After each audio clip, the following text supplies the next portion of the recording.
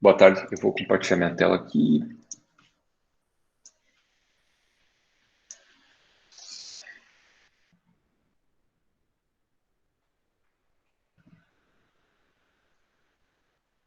Massa, bom, acredito que tá rolando. Então vamos lá. Vou falar sobre microserviços usando o GoKit. Então, vou falar, falar um pouco sobre a ferramenta, sobre o framework para a linguagem Go e por que eu estou recomendando ele, usando ele aqui nesses exemplos. Então, quem eu sou? Então, Elton Mineto, eu sou programador, né, há 20 alguns anos. Sou professor, palestrante, escrevi alguns livros e gosto de escrever bastante no meu site. Eu escrevo nesse site, o eltomineto.dev, desde 2003, mais ou menos, e no Twitter, é a rede social onde eu mais sou ativo. E hoje eu sou Senior Tech Manager na Tribe, que é uma empresa de educação de tecnologia. Então, esse é quem sou eu. Por que GoKit?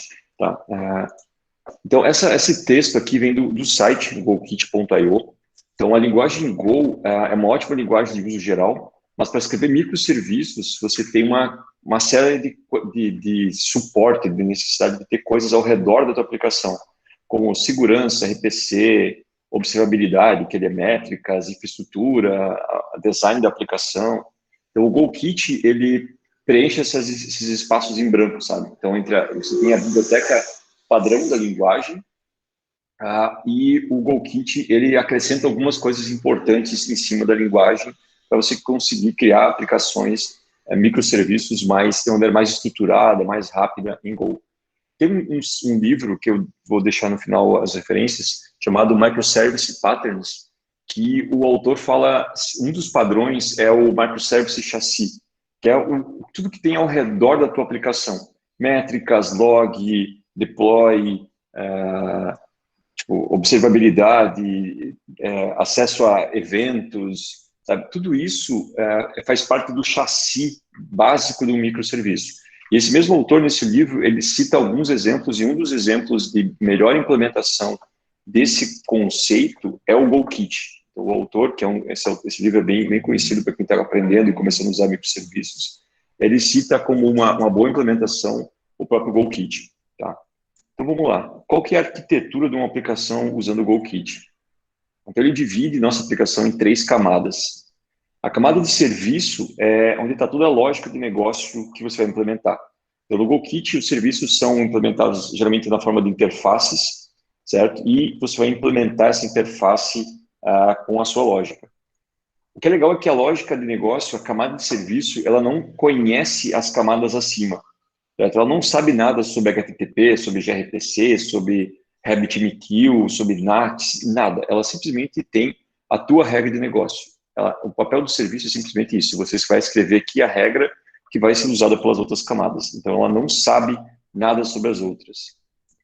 A camada de endpoint, para que vem tem o conceito de MVC, por exemplo, o endpoint seria como uma action ou um handler de um controller do MVC.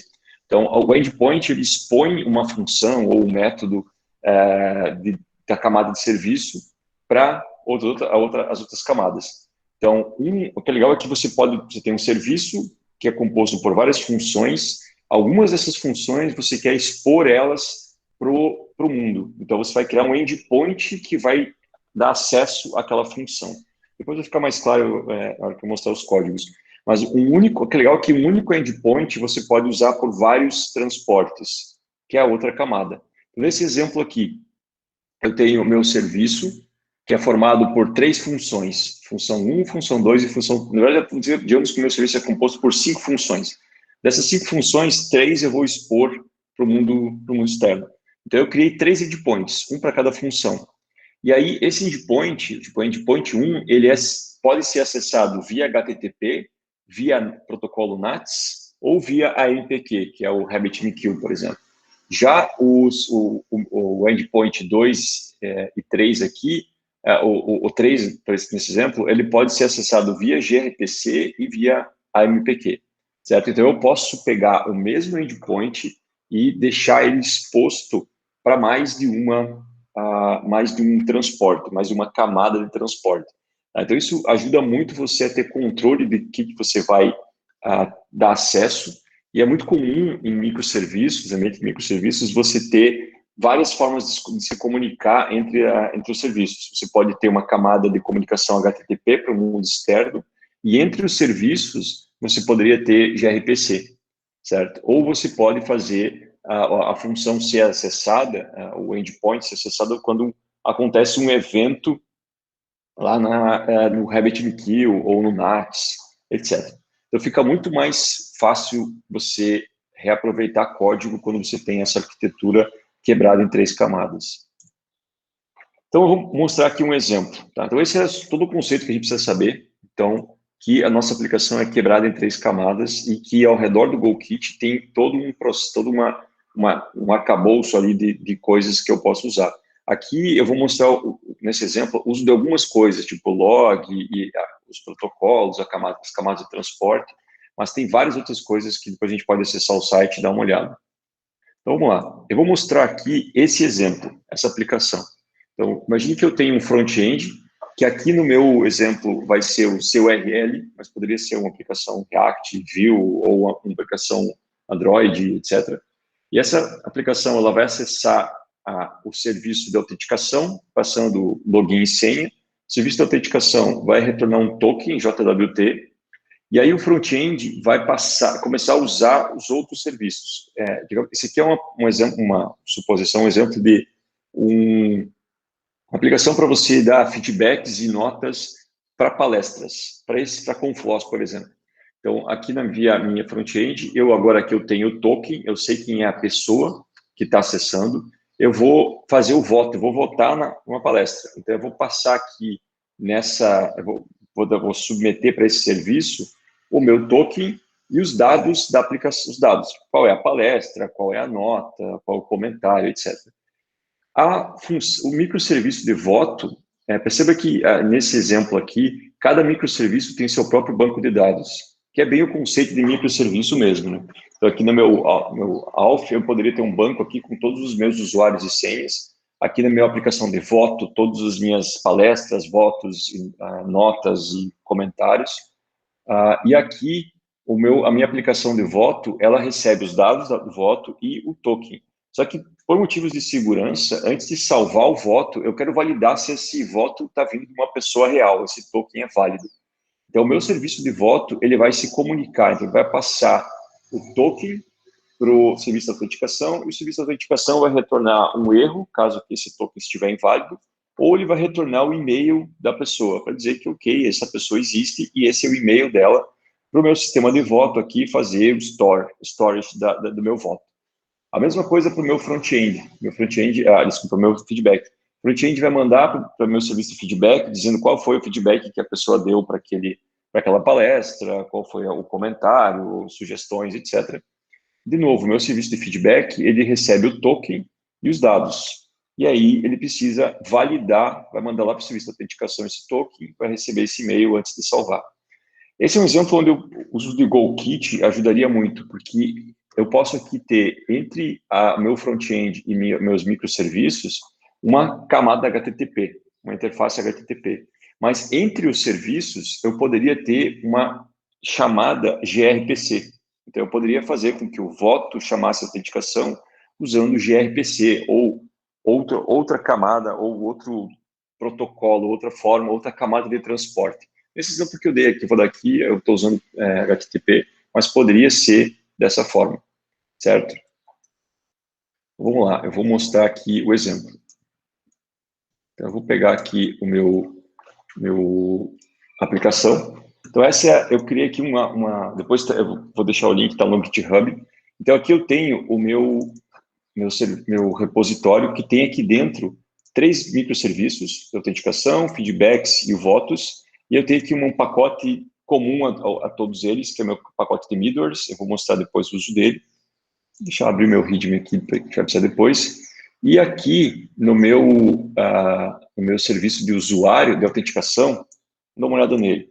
Eu tenho aqui, ele é uma aplicação. Aqui nesse exemplo eu coloquei todos os meus 3 microserviços no mesmo repositório, mas eles poderiam ter repositórios diferentes. Aqui eu coloquei no mesmo. pode ver que dentro de cada repositório eu tenho um Dockerfile. Eu posso construir o meu microserviço como um container.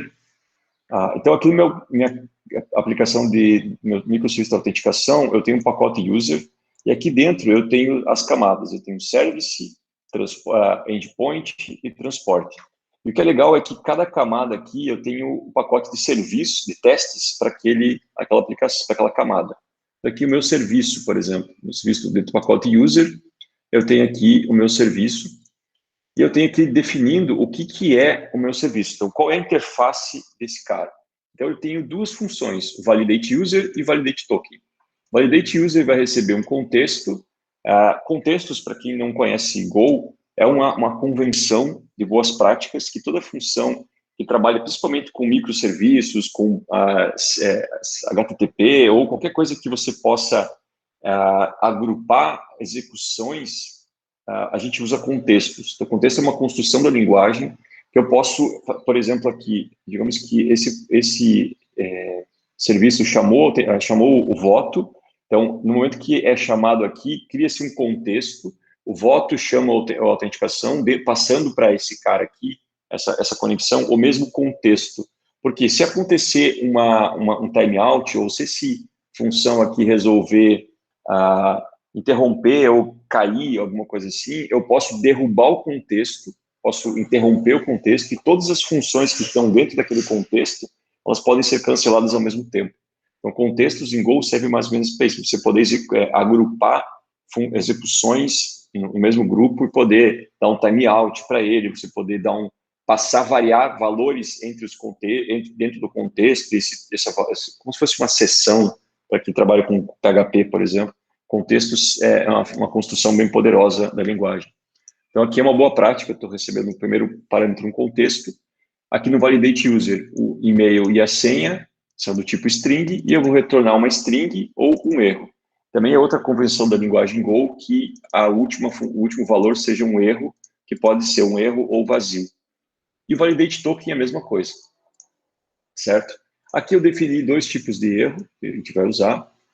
E aqui eu criei a função chamada new service, que vai retornar um serviço que tem a implementação dessas duas funções. Para quem nunca viu Go, então Go é uma linguagem fortemente tipada, compilada, e em Go ele tem uma coisa interessante que é você pode implementar qualquer coisa, não existe a palavra extends ou implements, por exemplo, implements nesse caso.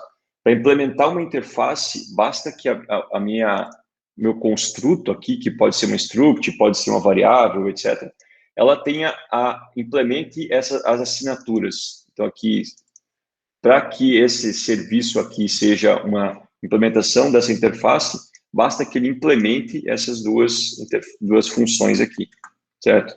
Então, aqui o validate user, aqui eu fiz um exemplo bem bobo, só testa se o e-mail e senha for igual a esse aqui, se for diferente, eu retorno uma string, desculpa aqui, está errado, eu retorno uma string vazia e um invalid user, um erro, ou se aqui, se der tudo ok aqui, se o usuário e senha estiver certo, eu vou criar um novo token, que é o meu pacote aqui de segurança. Esse pacote aqui ele é bem genérico, não vai o caso aqui. Ele gera um token, colocando dentro dele o e-mail, e eu retorno o token. A função validate token é a mesma coisa. Ele recebe um token, vai fazer um parse, se tiver erro, vai retornar que é um token inválido, vai pegar o e-mail e vai retornar ele como string. E o que é legal é que aqui, então, essa minha camada, perceba que ela é só regra do negócio. É só validar o usuário com usuário e senha e verificar se o token está válido. Ela não sabe mais nada sobre as outras camadas ou como ela vai ser executada, etc. Aqui no meu pacote agora, eu posso testar esse serviço. Posso fazer um teste unitário para essas duas coisas aqui. Então, aqui meu service, meu teste aqui, ó, eu vou validar o usuário. Não estou validando aqui o token, eu estou validando só o usuário para mostrar aqui. Então, eu tenho uma função aqui, validate user, passando um contexto genérico. Vou passar um usuário e uma senha inválida. E eu espero que o resultado seja, não pode ser nulo o erro, e eu espero que o erro seja igual ao invalid user. Se eu passar usuário e senha corretos, eu espero que não, que seja vazio o erro e que não seja vazio o token. Então, se eu executar aqui, eu tenho só o teste da minha camada de teste aqui, minha camada de serviço, sem me preocupar com as outras camadas, certo? Então, isso me ajuda muito a deixar fácil de testar as coisas. E até nesse momento aqui, eu não estou usando nada do GoKit. Se a gente olhar aqui os imports da minha aplicação, eu estou usando só o meu pacote de autenticação, de segurança aqui e as bibliotecas padrões do próprio Go. A minha camada de serviço, ela é uma regra de negócio, ela não tem dependência nenhuma com o meu GoKit, com o meu framework que eu estou usando. Se a gente for usar conceitos de arquiteturas bem construídas, a minha camada de serviço ela é independente, então eu não tenho isso, dependência de nenhum outro framework, mais nada. Eu começo a ter dependências conforme eu vou subindo, certo? Eu vou para a camada de endpoint. Então aqui eu tenho essas duas funções e agora eu quero expor essas duas funções como microserviço. Então eu vou vir aqui no meu endpoint, agora eu começo a usar o meu framework. Estou usando aqui o pacote do GoKit, o endpoint. O que a minha camada de endpoint precisa fazer? Eu preciso dizer aqui qual é o formato da request e da resposta para esse meu serviço. Então, aqui eu estou dizendo que eu tenho um validate user request. Então, o validate user request recebe um e-mail e uma senha. Ele vai receber do tipo JSON. É uma string que pode ser transformada para JSON ou transformada de JSON para Go. Por isso que eu tenho essa nomenclatura aqui da linguagem. Então, validate user request e validate user response. Então, vai receber um e-mail e um password e ela vai retornar um token e um erro, sendo que eles podem ser vazio caso não tenha nada. Esse omit empty quer dizer que o Go, quando for transformar em JSON, se tiver vazio, ele ignora, ele remove esse texto, esse campo. E aqui eu tenho a função make validate user endpoint. Ele recebe um serviço e vai retornar um endpoint. Então aqui o que ele faz? Ele vai vai receber um contexto. Eu converto a minha request, que pode ser qualquer coisa aqui que eu receber, qualquer string de bits, eu converto ela numa resposta, chamo aqui a minha função. Então, o endpoint, ele encapsula o meu serviço. Então, aqui eu chamo o meu serviço. Se der erro, eu retorno uma resposta com um token vazio e com o erro, a mensagem de erro. Senão, eu retorno a função de sucesso com o token e o erro vazio, certo? Então, voltando lá no nosso slide, o que eu estou fazendo é essa camada aqui. Eu estou mapeando uma função que está dentro do serviço para um endpoint. Mesma coisa com o validate token. Então, ele vai receber uma string um token, uma string, e vai retornar um e-mail e um erro, que os dois podem ser vazios. Se tiver o e-mail, eu vou retornar o e-mail. Se tiver o erro, eu vou retornar o erro. Mesma coisa aqui, eu converto a request nesse tipo, faço a execução da função e retorno a resposta, com erro ou a resposta correta. E, de novo, eu posso testar a minha camada. Então, aqui eu vou testar. Eu vou fazer um teste para a minha camada de endpoint. Então, se eu passar aqui, eu vou criar uma request com usuário e senha corretos, e eu vou chamar esse endpoint, eu espero que o resultado seja vazio. Eu espero que não tenha erro aqui. Se eu passar um usuário errado, eu quero que invalid user, que eu mandei com uma senha errada, né? Espero que o erro seja vazio. Aliás, que tenha erro, né? Então, se eu passar usuário válido, eu espero que não tenha erro. Se eu passar usuário inválido, eu espero que tenha erro.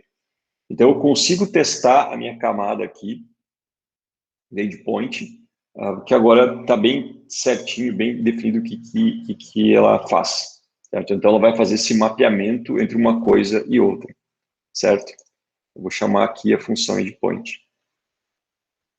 Beleza, então o que eu fiz aqui? Eu fiz esse mapeamento das camadas, fiz o mapeamento da minha função, minha função para um endpoint, e agora eu posso criar quantas camadas de transporte eu quiser.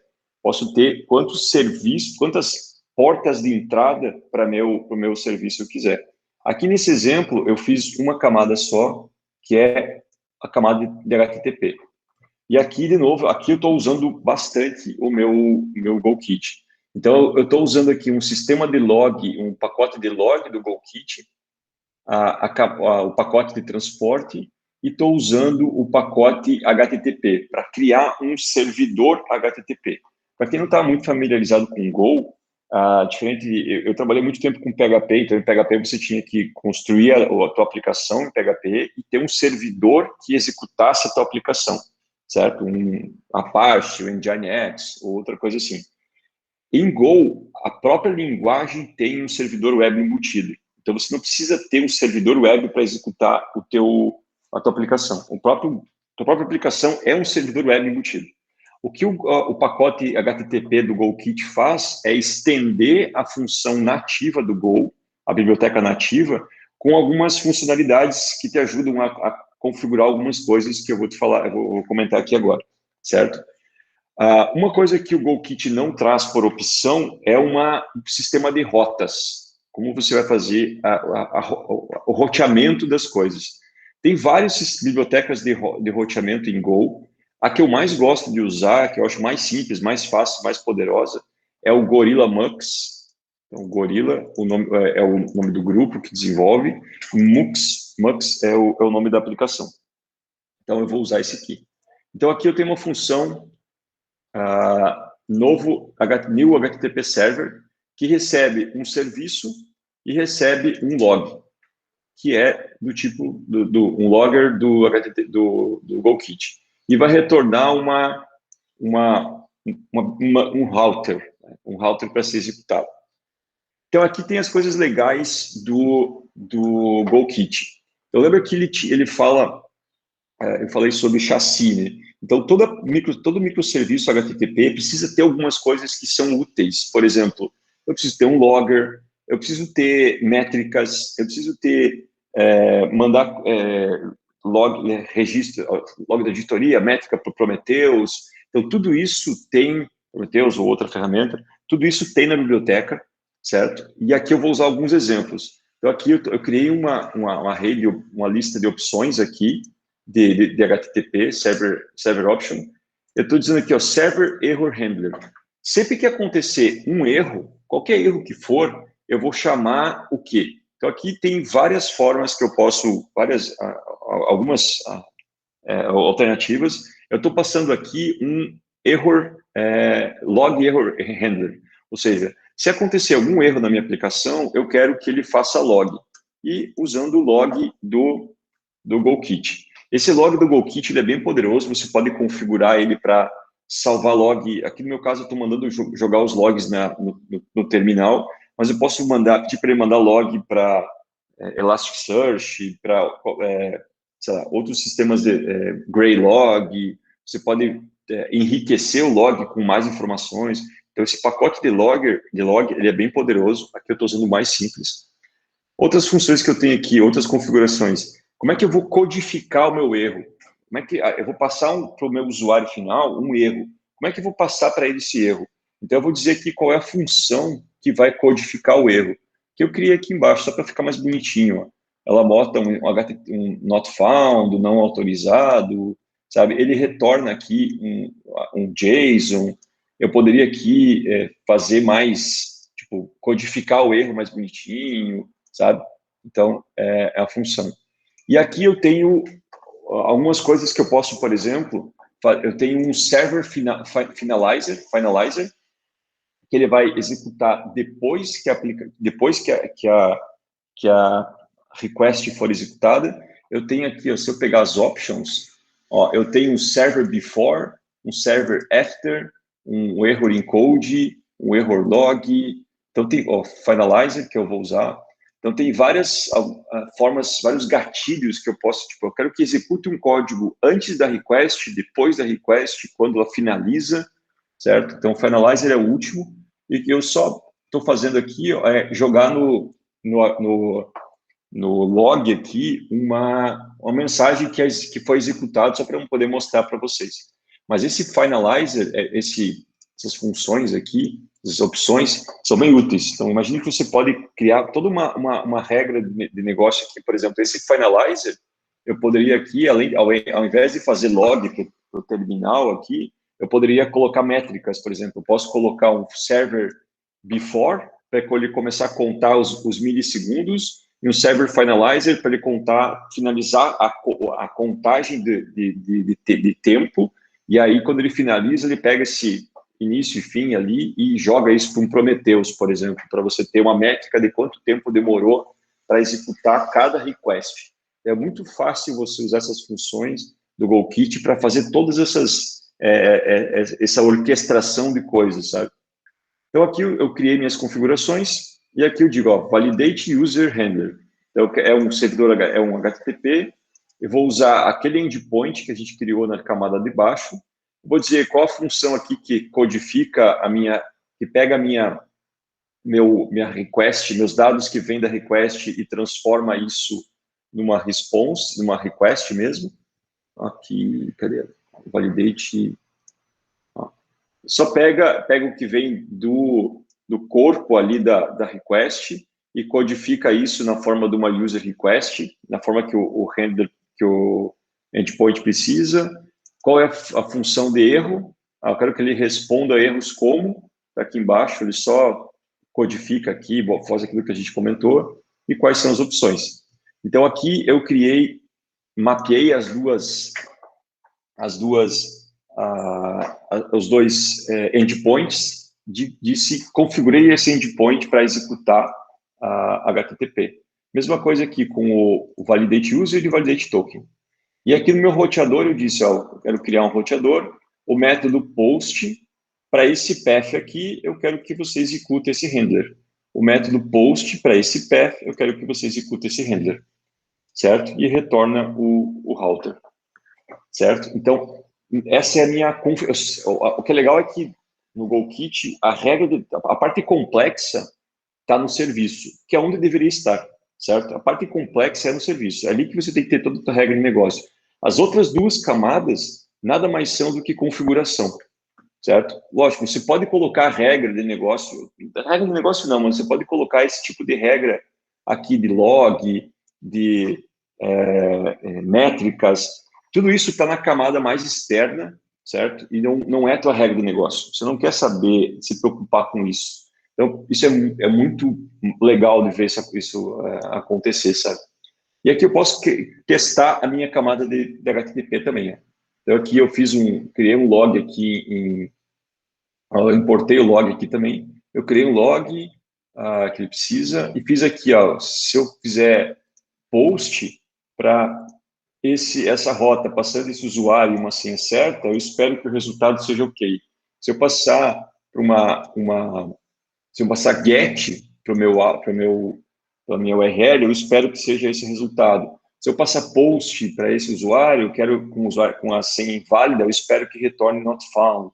Se eu tentar validate token com um token errado, eu espero que retorne não autorizado. Certo? Então, eu testo a minha camada. Se eu tivesse aqui, se eu quisesse agora fazer aqui um acesso via gRPC ou qualquer outra coisa, eu simplesmente ia implementar mais uma camada de transporte, ou RabbitMQ, por exemplo. Eu não ia me preocupar com as outras camadas, porque o mesmo endpoint pode ser usado várias vezes. E aqui no final, o que eu faço aqui no meu main, que em Go, toda a minha aplicação precisa ser compilada, preciso ter um executável, né? E é o nosso main. Então, eu crio um logger lá do GoKit, configuro o log aqui com a forma que eu quero que ele coloque o timestamp, eu quero que ele diga algumas coisas aqui, e crio o meu HTTP server, digo para ele aqui qual é o serviço, qual é o logger, e só coloco no log aqui uma mensagem.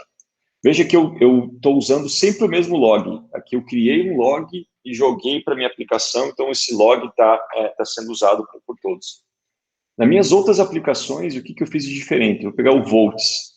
O Volt, a única coisa que tem de diferente, ó, eu tenho meu serviço, que ele salvaria aqui o voto, meu endpoint, que faz a mesma coisa, eu defino qual é a request, qual vai ser a response, eu crio o voto aqui, uma entidade aqui, uma struct de voto, salvo ela, mesma coisa. E meu transporte HTTP, a única coisa que eu faço de diferente, ó, eu criei aqui meu server, a única coisa que eu fiz aqui para o meu de diferente é que eu coloquei um middleware. O que, que é esse middleware? Se a gente olhar aqui no meu desenho, eu quero que o voto, antes de executar a função de salvar o voto, ele vá lá no serviço de autenticação, verificar se esse token está correto. Mesma coisa no feedback. Antes de salvar o feedback, eu quero que ele faça isso aqui. Então, como é que eu fiz isso? Eu criei um middleware, que está aqui dentro, package middleware. O middleware, ele faz o quê? Ele faz uma requisição, ó, faz um post lá para o meu serviço de validação, de autenticação, e digo, ó, esse é o token que eu recebi aqui, eu quero que você me diga se está certo. Se deu errado, vai retornar um não autorizado. Se deu tudo ok, eu vou pegar o e-mail e retornar. Eu vou pegar esse e-mail e retornar aqui para o meu voto.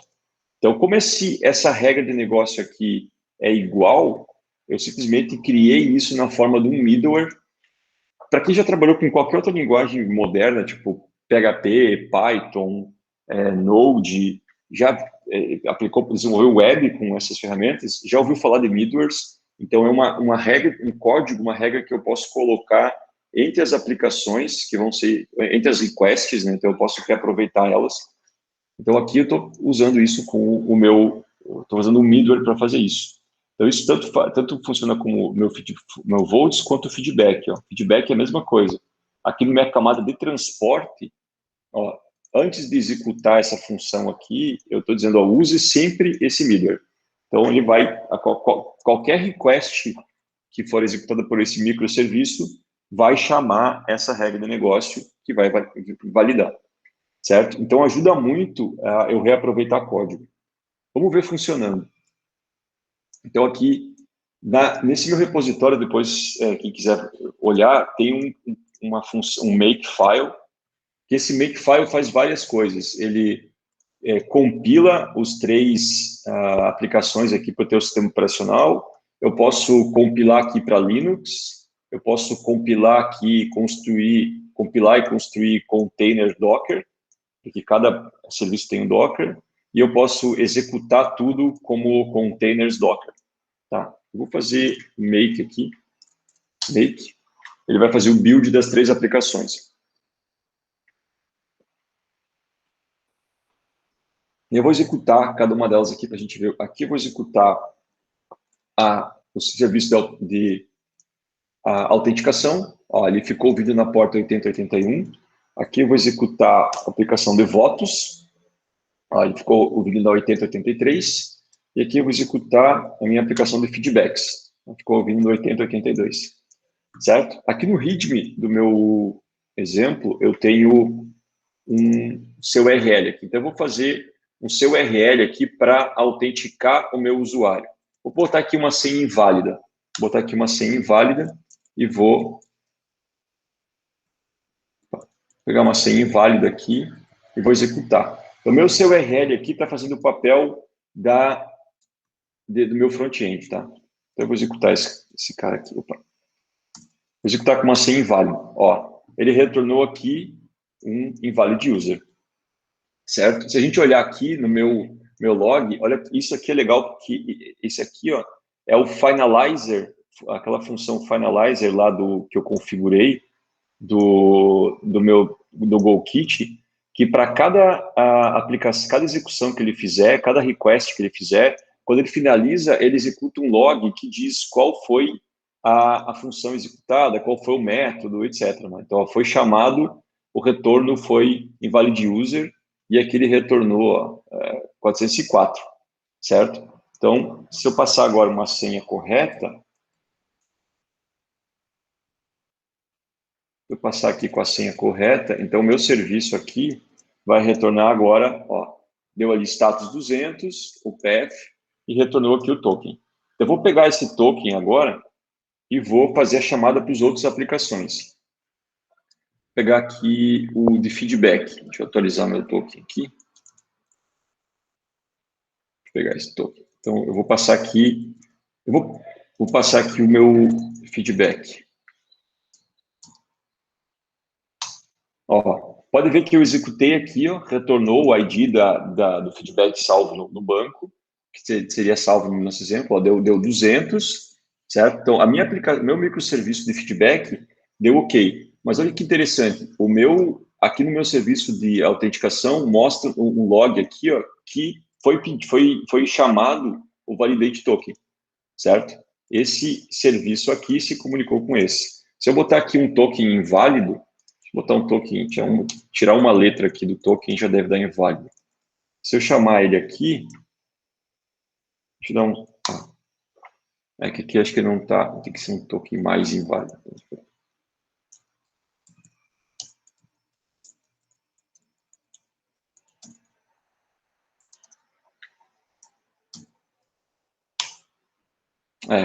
Não, ele deu aqui, ó, deu 401, um token inválido, só que ele retornou aqui um ID aí.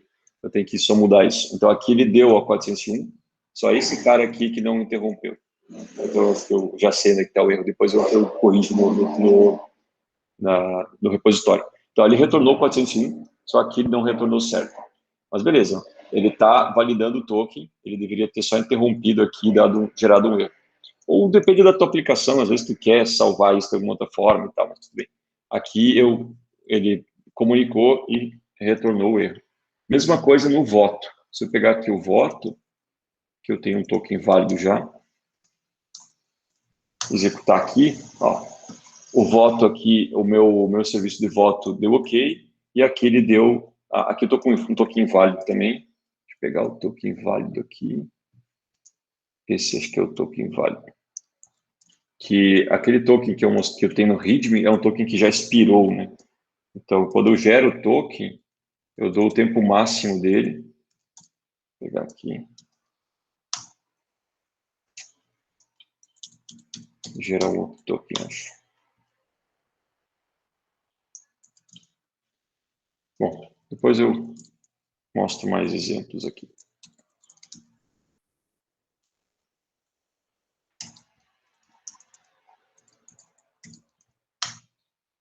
Ó, agora deu. Status 200, ou seja, o token está certo. O outro token estava inválido, porque ele expirou, né? Então, a gente está vendo a comunicação entre os serviços funcionando. Então, o que é legal do GoKit é isso, você consegue separar bem as suas camadas. Então, se você olhar aqui o meu votos, por exemplo, minha camada de serviço aqui, ela é sempre a mesma construção. Então, eu tenho uma interface, dizendo quais são as regras de negócio, a implementação, aqui eu não implementei, só um exemplo, e aí eu tenho as camadas acima dela, certo? Então, uma coisa que seria legal aqui, a gente poderia incrementar o nosso exemplo aqui, seria essa comunicação entre os serviços, poderia ser gRPC. Então, eu poderia deixar uma camada HTTP, um transporte HTTP, mas também usar gRPC para fazer isso. Quem quiser depois dar uma olhada no código, está nesse repositório. Eu vou só depois atualizar com essas mudanças aqui, o 401 que não está retornando certo, que não está sendo respeitado aqui, mas a gente viu que ele está validando, está comunicando. Referências, tem o GoKit.io, então é bem GoKit.io, tem vários exemplos aqui, algumas coisas que são parecidas, ele roda bem com Kubernetes, Heroku, com containers, certo? Então, aqui tem uma série de exemplos usando várias aqui dentro da pasta exemplos aqui. Tem vários exemplos no API Gateway, usando o gRPC, então tem bastante exemplo legal. E se a gente olhar aqui, dar uma navegada no código dele, ele tem várias coisas aqui que já vêm embutidas, por exemplo, métricas, rate limit, tracing, SD, Service Discovery. Então, ele tem suporte a Consul, etcd. Então, se você quer, você tem vários microserviços, você registra o teu serviço num Service Discovery desses, o etcd, por exemplo, e as outras aplicações perguntam para esse Service Discovery. Então, o log que eu comentei, Circuit Breaker, se um serviço está chamando o outro e aquele outro serviço, nesse nosso exemplo aqui, o outro serviço interromper, você pode usar um circuit breaker para, identifiquei que não está mais comunicando com aquele serviço, interrompe a comunicação e fica tentando depois de novo. Parte da autenticação, ele suporta aqui CASBIN, que é um formato bem legal para você validar permissões, JWT, que dá para usar também. Então, tem várias outras, rate limits, tem uma função, um serviço chamando o outro, você quer controlar o throughput, não quer deixar que seja um serviço consuma demais do outro, você pode colocar um limite entre eles. E toda a parte de transporte aqui que eu mostrei HTTP, né? Mas você pode escrever transporte AWS Lambda, AMPQ, que é RabbitMQ, gRPC, NATS, Thrift, que é um outro exemplo de comunicação binária, tipo gRPC. Então, é uma ferramenta bem interessante. Aqui tem esse link aqui, acho que é esse post. Tem um post aqui que tem um exemplo passo a passo, que é bem útil. E aqui tem aquele pattern que eu comentei, o Microservices Chassis, que é desse livro aqui, o Microservice Patterns, que eu recomendo também, é um bom livro. E aqui ele fala, um desses padrões de desenvolvimento é o chassi. Então ele monta aqui, e aqui ele dá alguns exemplos para Java e Go. O GoKit é um dos exemplos que ele dá. Então é bem interessante. Quem quiser conversar comigo, meu Twitter é o Emineto, então acho que é a forma mais fácil de me encontrar. Meu site tem esse post sobre isso, e tem vários outros posts de microserviços e outras coisas de Go. Eu trabalho na Tribe, como eu comentei, então nós temos vaga para desenvolvedor, para qualidade, para tech manager, tem um monte de vaga, é uma empresa bem maneira, então se tiver interesse, entre em contato aí, dá uma olhada nesse site que tem todas as nossas vagas. Acho que é isso, pessoal. Não sei se alguém tem perguntas. Anderson, não sei como é que funcionam as perguntas. A pessoa faz por chat? Como é que funciona? Então, a pessoa pode fazer por chat ou pode também abrir o microfone, que você combinar aí, você manda. Pode. Pessoal, se quiser perguntar aí, alguma dúvida, aproveita que o Elton está à disposição.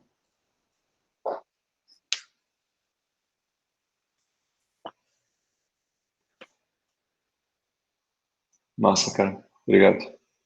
Alguém está... Vou eu fazer pergunta, então. Alguém está usando o Go? Alguém está escrevendo microserviços? Como é que é a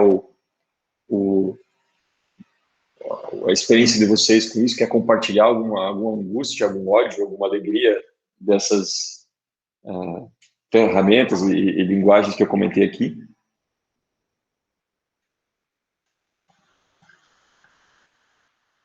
Acho que não.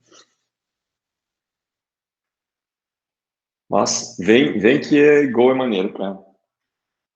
Python também é massa. Eu acho bem maneiro. Tem bastante...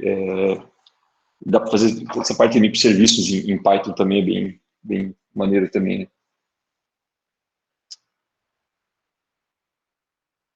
Legal, como você vê Go para o mercado brasileiro? Cara, tem bastante empresa usando Go. Lógico, ele é um mercado menor do que Java, PHP, por exemplo, mas você tem empresas com problemas legais, assim, para você trabalhar com Go, problemas desafiadores. Eu posso citar Globo.com, Nelway, Mercado Livre. Tem um site, o site da...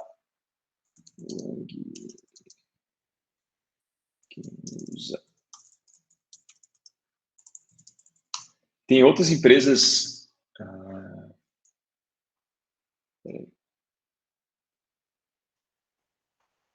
aqui no Brasil tem, depois eu acho no site da linguagem tem uma lista de empresas que usa, mas outras que eu lembrei agora, a Stone usa, PicPay está usando, então tem várias empresas, resultados digitais, você várias empresas de médio a grande porte que usam, então você tem problemas bem divertidos, bem interessantes para você trabalhar com a linguagem. A Uber é um dos maiores usuários de Go do mundo e eles têm escritório no Brasil, a Amazon usa, então você consegue, são empresas geralmente de tamanho médio para maior, então é legal porque te dá um espaço grande para crescer, porque Go é muito usado em aplicações, uma das vantagens de Go é se trabalhar com programação paralela, né, com corrente, e nesses problemas maiores você... Exato, o Go atende muito bem esse mercado de alta performance, então ele foi criado pelo Google para trabalhar com programação concorrente e programação pesada, então ajuda muito nesses casos, então por isso que empresas maiores, médio para maiores, têm esses problemas e é onde Go se encaixa muito bem. Eu acredito que usar Go com exemplos de padrões específicos de projeto, code smells para ensinar a gerir de software pode dar certo e ainda incentivar os alunos por essa linguagem que está crescente. Eu acho que sim, cara, é uma linguagem extremamente simples, a linguagem toda tem 25 palavras-chave, então é muito fácil você ensinar a programar em Go, por exemplo, porque você só tem uma forma de se fazer for, por exemplo, não tem for, while, do, é só uma forma, é uma linguagem extremamente simples, você ensina muito bem conceitos importantes, por exemplo, ela não tem, a orientação objeto dela é por composição.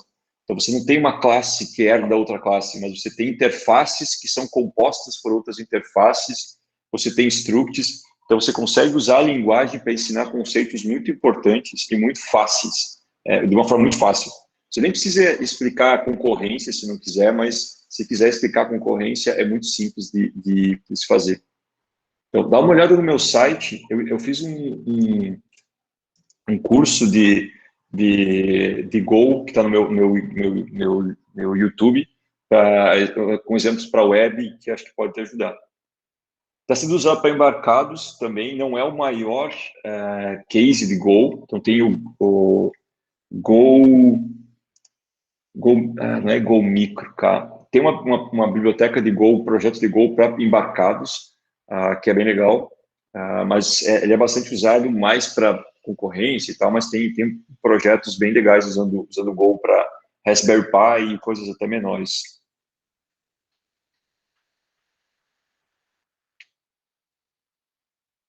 Beleza, galera? Nossa. Recomendo, é uma linguagem bem potente, assim, fácil de aprender e bem poderosa. Elton, cara, muito obrigado por participar aí do nosso trabalho, por participar da Confloss, mais um ano. De novo, era para a gente fazer o evento aí na sua cidade, aí, Floripa, mas não deu certo. Tomara que ano que vem dê, em função da Covid ter deixado a gente. Cara, de novo, muito obrigado mesmo, tá? Valeu mesmo. Valeu, pessoal. Bom final de semana, um abraço. Até mais.